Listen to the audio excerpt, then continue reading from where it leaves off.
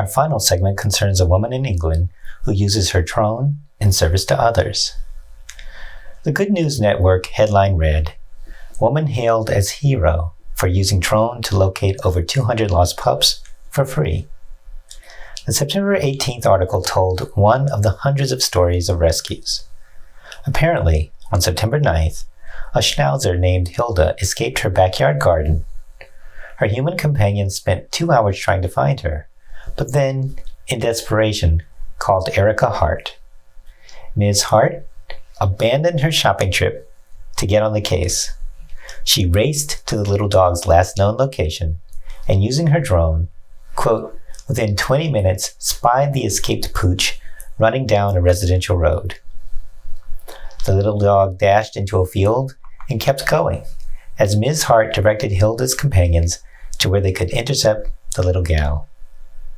Hilda was happily reunited with her human family just as thunder began to roll in. Many may experience this episode as a heartwarming story. A sociological question to ask is, why? What social phenomena coalesce to make this story warm our hearts? One element may be the presence of 21st century technology in the story. Now, stay with me here. Specifically, the key technology of the drone. Ms. Hart uses this drone to find the little doggies.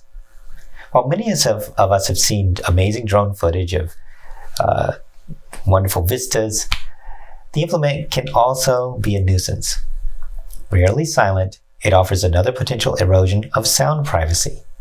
It threatens to drown out the natural sounds of a sunny summer day, and to do so both right where we live, as well as in places people go to be present. The beach, the lake, the mountain, the forest.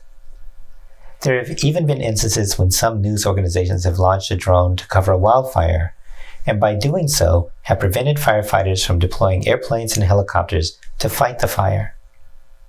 So, we often experience and understand drones as a nuisance, a common experience with new technology rolled out before we have completely accepted the losses its introduction can impose.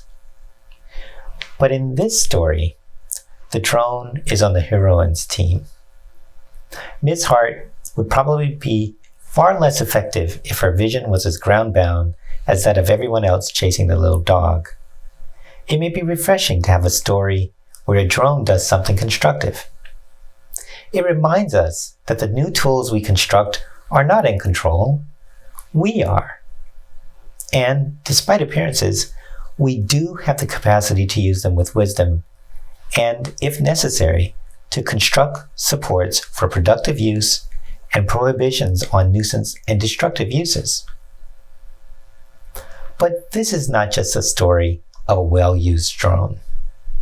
Ms. Hart, a dog lover, is a true heroine of the story, generously giving her time, expertise, and passion in service to distraught humans and canines alike.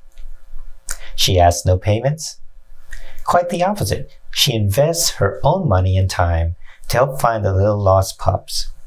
She said, quote, "I've gone without stuff for myself to put petrol in the car to find a dog. But when I post it on Facebook and I see the comments, I lay in bed with a smile on my face and realize why I do it." So, why is this story heartwarming? Perhaps because most of the news comes to us because people are operating with exactly the opposite kinds of motivation.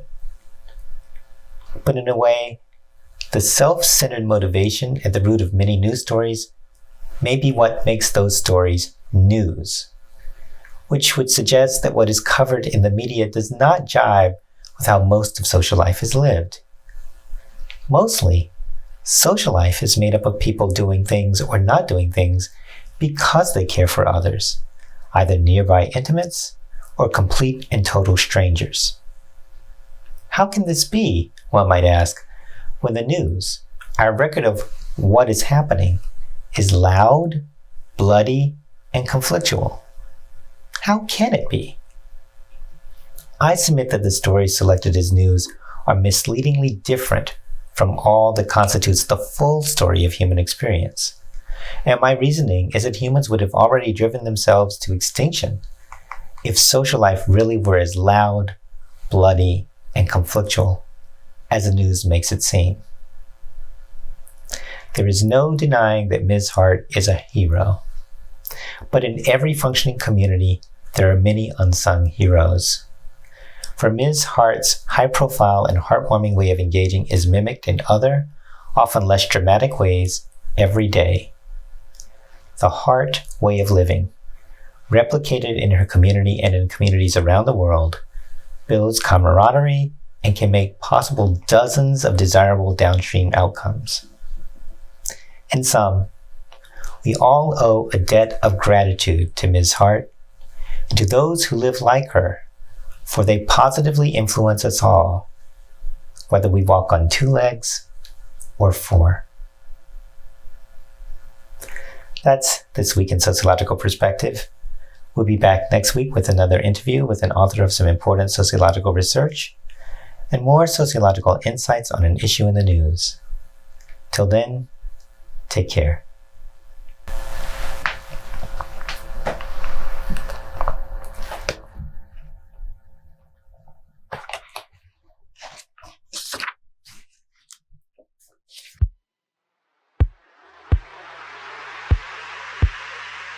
If you're watching this on YouTube, I have 3 brief requests to make and 1 offer to extend.